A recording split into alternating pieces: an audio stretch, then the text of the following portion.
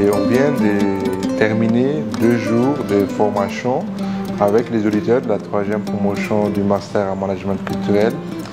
Et c'était sur les thèmes de l'économie créative et de l'entrepreneuriat innovant. C'est-à-dire l'économie créative, même ça veut dire quoi? C'est un mot qui est beaucoup utilisé aujourd'hui. Et donc on a échangé avec les auditeurs, on nous a donné aussi des articles à lire. Les impressions sont assez positives, je dirais très positives par rapport à ces cours parce que il a été très important de comprendre un peu ce qui est l'entrepreneuriat, qu'est-ce qui est l'innovation, qu'est-ce qui est l'économie créative, qui des fois, en étant dans les actions, on n'arrive pas à comprendre les différents concepts et souvent comment mettre en application les concepts d'une manière profonde, d'une manière assez très concrète par rapport à nos entreprises. Je suis auditeur en Master Management culturel. Je suis à mon 2e cours qui est Entrepreneuriat et la créativité économique. Donc c'est un cours qui est vraiment qui s'est bien passé, que j'ai beaucoup apprécié. Je pense que ça a été très intéressant pour avoir les avis des uns et des autres et aussi pour eux de voir dans peu de temps, ils ont vite compris les concepts qui sont intrinsèquement très compliqués et complexes à comprendre parce que c'est des concepts non tangibles. Et donc j'ai trouvé ça vraiment très fort.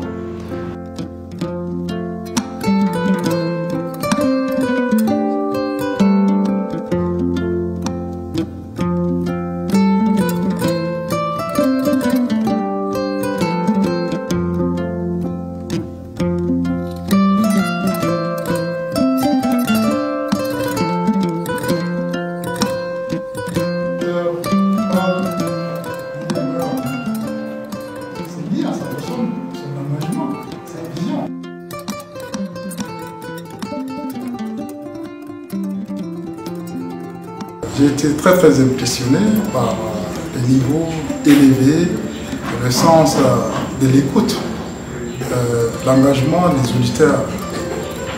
C'était un cours très intense, très interactif. Ce module était un module très intéressant. C'est un module pratique, c'est un module conçu. Et en même temps, c'est un module, moi personnellement, qui m'a poussé à me remettre en question sur ma façon de faire. Parce que là, on parle de leadership Maya, de faire les liens entre le leadership et le Maya, qui est nos valeurs culturelles. Le professeur il est très éminent, il est très instruit, il maîtrise très bien les modules qu'il nous a enseignés. Alors, leadership Maya, j'ai beaucoup aimé. Ça fait que si nous appliquons dans nos différentes structures, ça va nous faire fortifier et ça va mettre les différents membres de nos entreprises à l'aise. Parce que qui dit Maya parle de nos valeurs allogènes.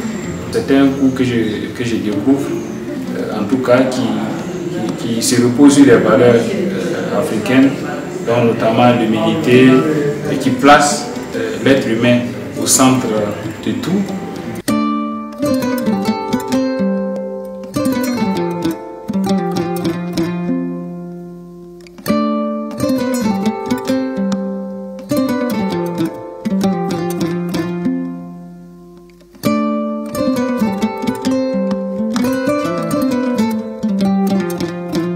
On sort d'une session du Master en Management culturel avec les auditeurs de la 3e promotion à l'ICAM, spécifiquement sur le module Maya et Management des industries culturelles et créatives.